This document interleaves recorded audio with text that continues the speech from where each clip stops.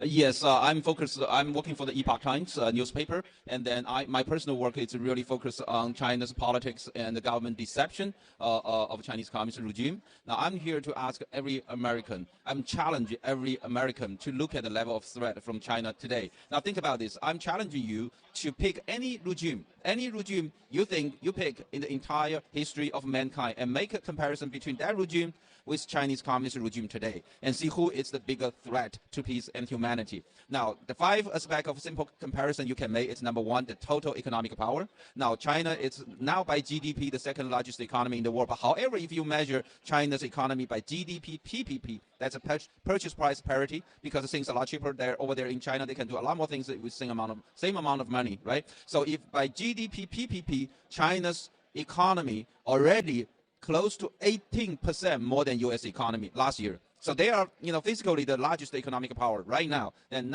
Russia's economy is just less than 1/10 of China. Number two, the total military power.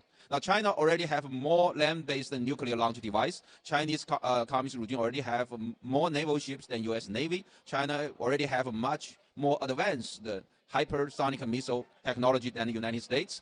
And so if you do this is the second comparison, the military power. The third one is the technology that possessed by the regime, right? And thanks to all our tech corporations that keep sending our technology to China. And number four, the total population under the control of the regime. You have 1.4 billion people under the control of the regime. You make that comparison with any regime in the human history. And number five, the history of the Chinese communist regime, very importantly, killing its own people. I mean, just close to 80 million people already killed ever since 1949, when the Chinese communist regime take over control of China, right? So think about all this. You make a comparison with the Chinese communist regime with any regime that you can pick, you can think of in the entire human history. You won't be find any bigger threat than the Chinese communist regime today. And we made it happen. We did it to ourselves. And for example, last year, the U.S. direct investment in China, close to $120 billion from U.S. alone.